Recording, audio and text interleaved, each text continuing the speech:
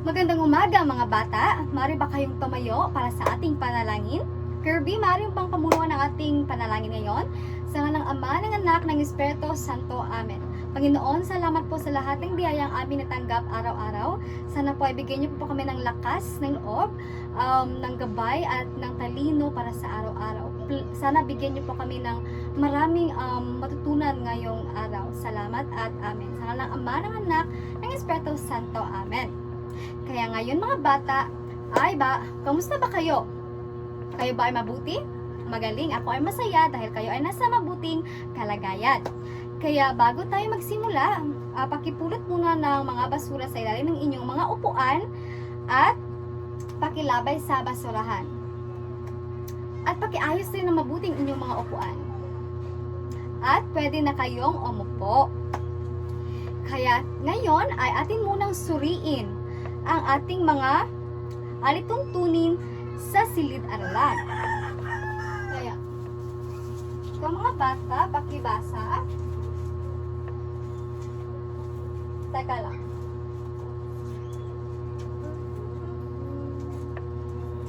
Pakibasa mga bata. Ang una, makinig sa guro at mga kaklase. Pangalawa, maging magalang sa lahat. Pangatlo, panatilihing malinis at maayos ang ating silid-aralan. Kaya ngayon ay magbalik-aral tayo. Ano ba ang inyong mga natutunan sa nakaraan nating aralin? Yes, Johnson? Tama. Ang maging mabuting pakikipag-ugnayan sa kapwa. Kaya ngayon ay, bago tayo dumako sa ating tatalakayin, ay atin munang basahin ang mga layunin. Kaya, mga bata, pakibasa. Unang layunin, na ipaliwanag ang kahalagahan ng respeto sa sarili at sa kapwa. At sa pagpapatatag ng samahan. Pangalawa, na kapagpapamalas ng malasakit sa kapwa at sa pamamagitan ng tamang asal at wasto sa pakikipag-ugnayan. Pangatlo, makabuo ng maikling comic strip na nagpapakita ng positibong ugnayan sa sarili at sa kapwa. Kaya ngayon, ay may mga tanong ako. Ano ba ang mga bagay na nagpapasaya sa inyo at paano nyo ba ito ipinapakita sa mga mahal nyo sa buhay o sa pamilya nyo o sa inyong mga kaibigan? Yes, Chindi. Tama. Sa pamamagitan ng pagbigay respeto sa ating pamilya. Ano pa? Raz. Tama. Sa pagiging mabuting kaibigan. Ano pa? Vincent. Tama. Sa pamamagitan ng pagtulong sa kapwa. Kaya mga bata, alam nyo na kung gaano kahalaga sa ating buhay ang respeto at malasakit sa sarili at sa kapwa. Meron akong tanong, paano kaya kapag walang respeto at malasakit ang bawat isa sa atin? Ano kaya ang mga posibleng mangyayari? Tama, maaring may galit o puot ang isa't isa. Ano pa? Tama, maaring hindi tayo magkakaintindihan. Ano pa? Tama, maaring magkagulo. Kaya, ngayon ay meron akong laro. Ang laro na ito ay meron akong bola. Meron akong hawak na bola. At ako ay magpapatugtog. Ang inyong gawin ay, habang nakapikit ang inyong mata, ipapasa-pasa nyo ito sa inyong mga kaklase. Habang nagpapatugtog ako. At kapag hihinto ang musika at kung sino ang huling nakahawak ng bola, ay siya ang huhula o siya ang sasagot sa ipinapakita kong larawan o kung anong emosyon ang ipinapakita sa larawan. Kaya, simulan na. Ipasa ang bola. Ipasa ang bola.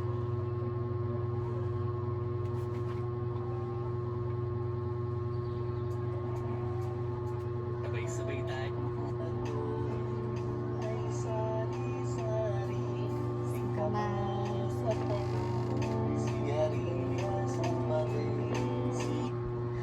Vincent, dahil ikaw ang huling nakahawak ng bola, para sa'yo, anong emosyon ang ipinapakita sa larawan? Tama, ito ay nagpapakita ng galit o poot. At ano ba ang posibleng dahilan kung bakit tayo nakakaranas ng galit? Tama, ang posibleng dahilan ay kapag inaway ka, di ba? Nakakadamdam ka ng galit kapag inaway ka, aaway ka din. So, yan ang halimbawa ng posibleng dahilan kung bakit tayo ay nakakaranas o nakakaramdam ng galit. Kaya ipasa na ang bola.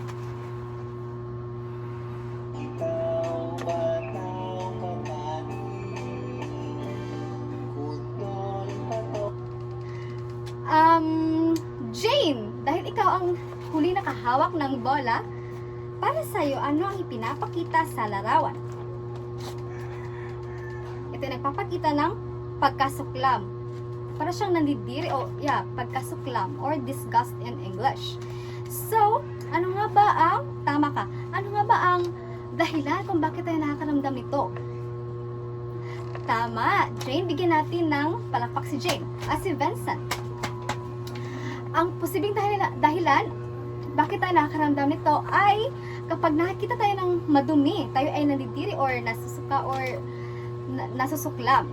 Kaya ipasa na ang bola.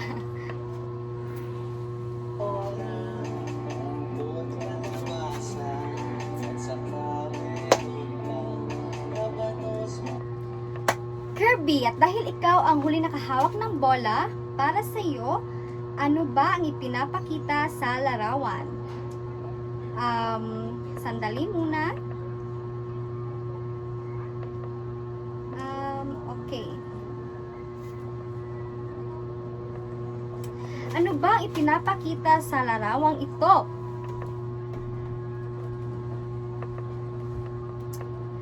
Tama, Kirby, ito nagpapakita ng lungkot o malungkot siya. Ano kaya ang dahilan kung bakit tayo nakakaramdam ng lungkot? Tama, kapag tayo ay nag-iisa o kapag hindi tayo binilhan ng ating mga gusto ng mga magulang. Tama ba? Tama, yes. So, ipasa ang bola.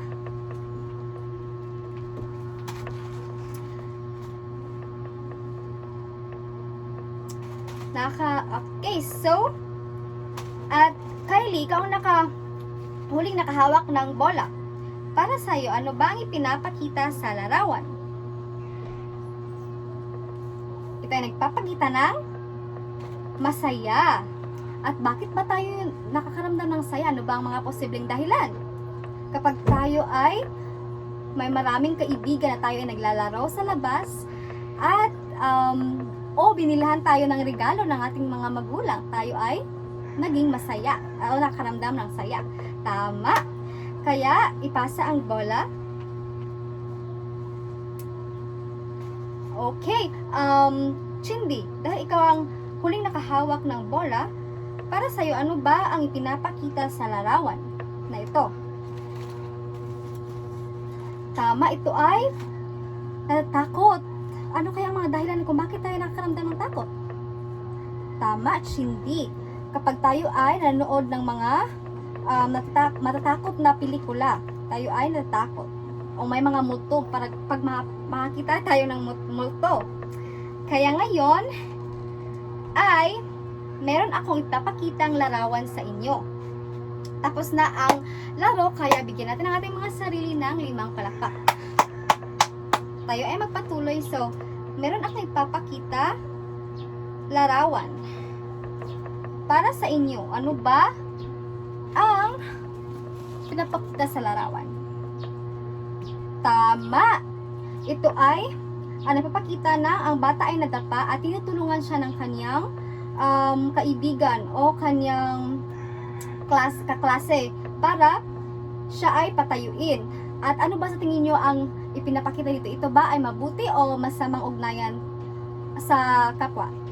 Tama, ito ay mabuting ugnayan dahil tinutulungan niya ang kanyang kaklase o kaibigan. Kaya dapat din natin itong gawin. Dapat din tayong palaging tumutulong sa ating mga kapwa, sa ating sarili at kapwa para ay dahil wala namang bayad ang pakikipagtulong o pagiging mabuti sa iba, pero merong bayad. Kaya ito naman, ano naman ito pinapakita? Ito. Tama, ito ay ano ba ito, mabuti ba? Ito ay ang bata ay nadapa at tinatawanan siya ng mga bata o kanyang mga kaklase. Ito ay hindi ito mabuti dahil parang binubuli nila ang kanilang kaklase. Kaya huwag niyo itong tularan, okay? Dahil ito ay masama at hindi ito mabuting ugnayan sa kapwa. Kaya ngayon naman ay meron akong ipapabasang kwento sa inyo. Ito ay tungkol sa magkaibigan na si Juan at si Thomas. Ito. Okay. At pagkatapos ko itong basahin, ako ay magtatanong. Ako ay merong katanungan sa inyo. Teka lang, at ating muna itong ilalagay sa harapan.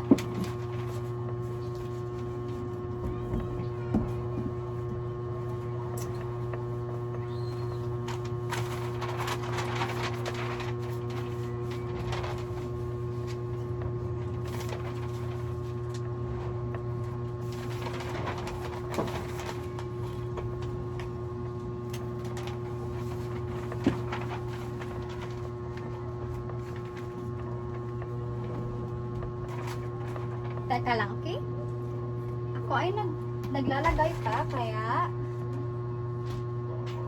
hold on.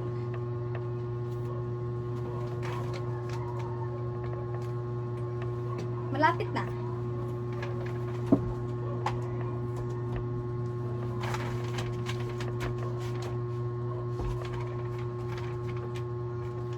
Mga bata, basahin natin ng sabay-sabay ang kwento na si Tomas at ang kaibigan niyang si Juan. Kaya, ito, si Tomas at ang kaibigan niyang si Juan. Si Tomas ay isang batang masayahin at matulungin. Isang araw habang naglalaro sila ni Juan sa parke, biglang nadapa si Juan at natamaan ang kanyang tuhod. Agad na lumapit si Tomas kay Juan at tinulungan siyang tumayo. Juan, okay ka lang ba? Sakit ba? Tanong ni Tomas. Opo, Tomas, masakit po. Sagot ni Juan habang tinatanggal ang mga piraso na alikabok sa kanyang tuhod.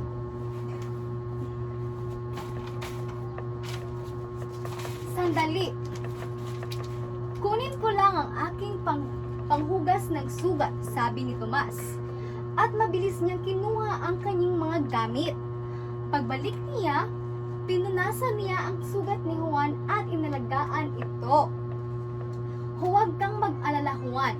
Magaling na yan pagkatapos mong magpahinga, sabi ni Tomas na may ngiti sa labi. Habang nagpapahinga si Juan, sinabi ni Tomas, wala yun, Juan. Magkaibigan tayo, kaya't natural lang na tutulungan kita. Pagkatapos ng ilang minuto, bumangon si Juan at nagpapasalamat kay Tomas. Salamat, Tomas. Hindi ko alam kung anong nangyari kung hindi mo ako tinutulungan, sabi ni Juan. Kaya, ngayon ay meron akong mga tanong. Unang tanong, ano ang ginagawa ni Tomas nang makita niya nga nadapa si Juan? Ikaw, Absalom. Tama.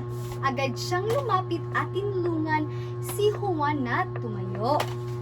Pangalawang tanong, paano ipinapakita ni Tomas ang malasakit at pagmaya? Paano ipinapakita ni Tomas ang malasakit at pagmamalasakit sa kapwa? Kimberly. Tama.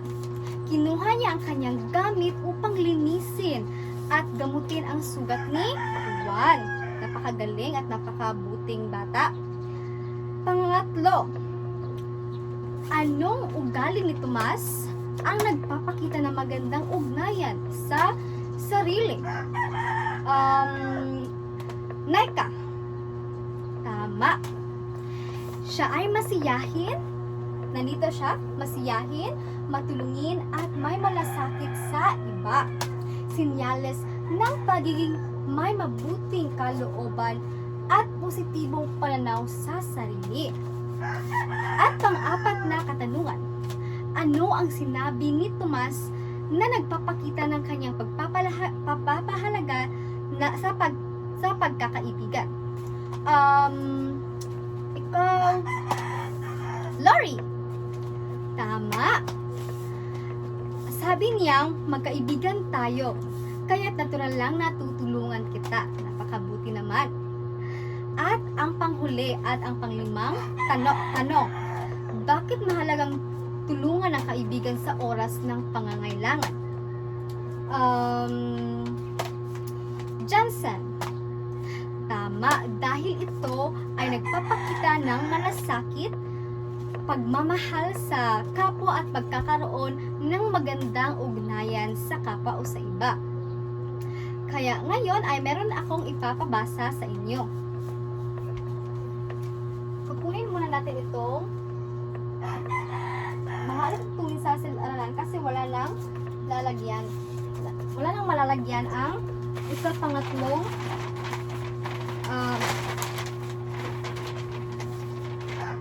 material. Wala nang malalagyan ang pangatlong material, kaya iaalis muna natin saglit ang alituntunin sa silid-aralan. Kaya ito na.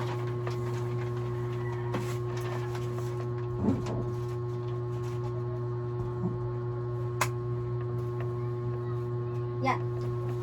Pakibasa mga bata. Malasakit. Ang malasakit ay ang kusang loob na pag-aalala o pagtutulong sa kapwa kahit hindi ka inuutusan. Kapag may malasakit ka, iniisip mo ang kapakanan ng iba, kung sila ay nahihirapan, nalulungkot, o nangangailangan. Ang halimbawa ng malasakit ay kapag may nakita kang kaklase na walang lapis at inaalok mo ang extra mong lapis, ito ay nagpapakita ng malasakit sa kapwa. At dito naman tayo sa empatiya. Ang empatiya ay ang kakayahang unawain at damhin ang nararamdaman ng iba na parang ikaw ang nasa kalagayan nila. Ibig sabihin, hindi lang ito nakikiramay kundi ipaglalagay ng sarili sa posisyon ng iba. At ito ang halimbawa ng empatiya.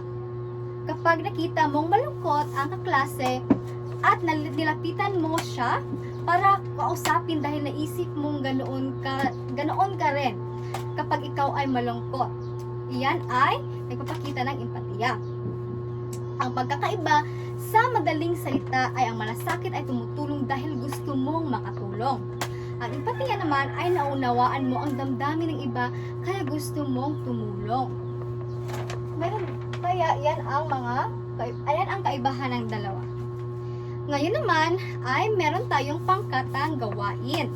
At dahil marami na kayong natutunan tungkol sa ating aralin ngayon sa pagkakaroon ng positibo at mabuting ugnayan sa sarili at kapwa, ngayon ay hahatiin ko ang klase sa 4 na grupo. At kayo ay gagawa ng isang comic strip na nagpapakita ng positibong ugnayan sa sarili at sa kapwa. Ang bawat grupo ay pagkatapos ng 10 minuto ay mamimili ako ng isang estudyante sa bawat grupo para ibahagi ang kanilang nagawang comic strip sa harap ng klase. Kaya ito ang rubric sa paggawa ng comic strip. Hold on.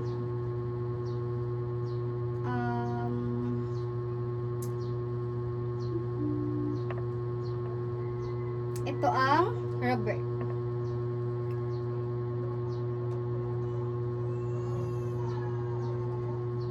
Ito na. Pasensya dahil nag-loading.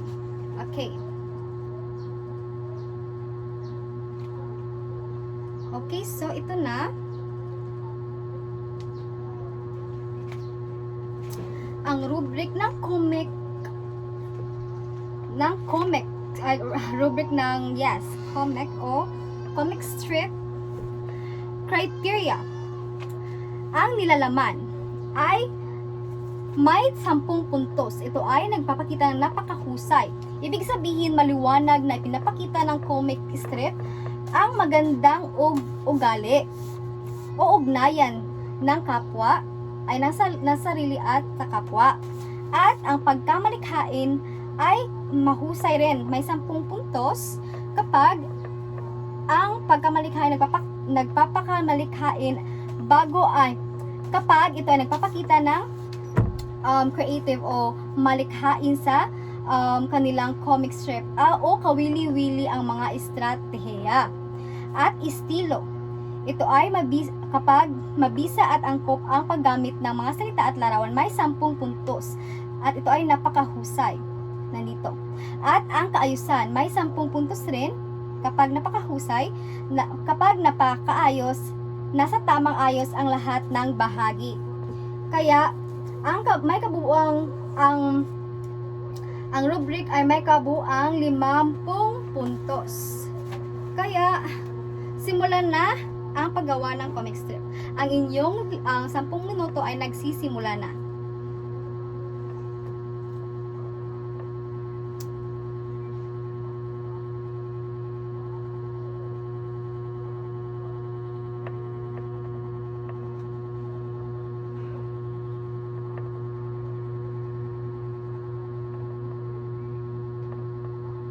Tama, napakagaling naman ng presentasyon. Nalaman talaga natin kung gaano nyo naintindihan ang mga positibong ugnayan sa sarili at sa kapwa. Kaya, dapat tayong maging mabuti sa ating kapwa dahil again, walang bayad pero may sukli. Kaya, ngayon naman ay dahil marami na kayong natutunan sa magandang ugnayan sa sarili at sa inyo, sa kapwa, ngayon ay sagutan sa isang buong papel ang tanong na ito. Ano ang natutunan ninyo sa aralin at paano ninyo maipapakita ang pagrespeto sa sarili at kapwa sa inyong pang-araw-araw na buhay? At magbigay rin ng isang halimbawa. Ito ang katanungan. Sandali lang.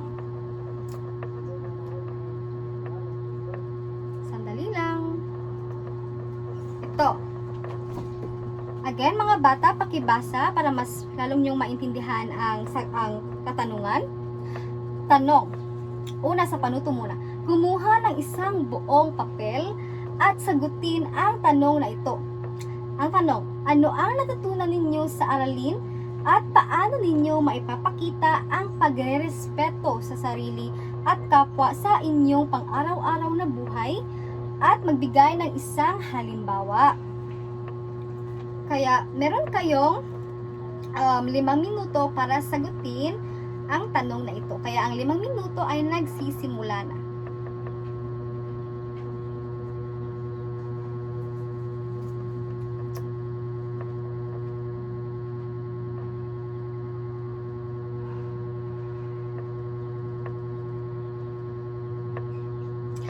At pakipasa ng inyong mga papel. Dahil tapos na ang 5 minuto, pakipasa na inyong mga papel. At ako ang wawasto sa inyong papel. Ako na lang ang wawasto. Okay? Okay. Salamat. Kaya ngayon ay meron tayong takdang aralin. Ito ang ating takdang aralin. Hold on. Teka lang. Kasi ako ay ayos. Oh. Wait a minute.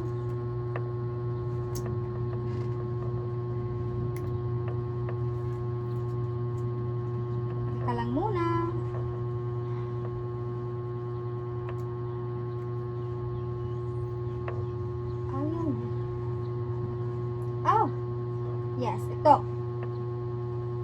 lisensya dahil nabagal. Kaya ito, gumuhit ng isang larawan na nagpapakita ng isang positibong ugnayan sa sarili at sa kapwa. At isulat ang paliwanag nito. Ipapasa ito bukas. Okay?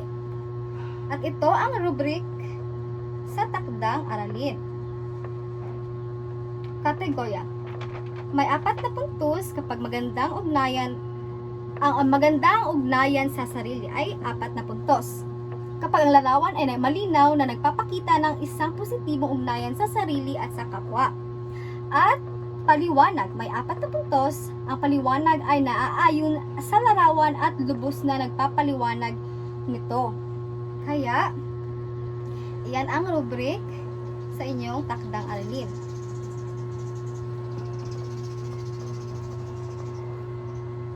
Kaya ngayon ay masaya ako dahil marami kayong natutunan ngayon at sana ay ipagpatuloy nyo ang inyong kabutihan o may pagiging mabuti at magiging mabuti at positibong ugnayan sa inyong sarili at sa inyong kapwa.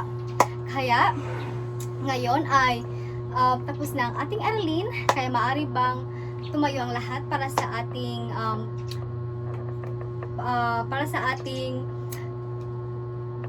panalangin. Okay, kaya maaari bang pamunuan ang ating panalangin? Sa Ama, ng Anak, ng Espiritu Santo. Amen. Salamat, Panginoon, sa mga aralin na amin natutunan ngayon. Natuto po kami na kung paano maging mas mabuting tao sa sarili, para sa aming sarili at sa aming kapwa din. Sana po pagpapatuloy namin ang aming positibong ugnayan sa sarili at sa aming kapwa din. At gabayan niyo po kami sa lahat at sa pang-araw na buhay. Amen. Sa ngalan ng Ama, ng Anak, ng Espiritu Santo. Amen.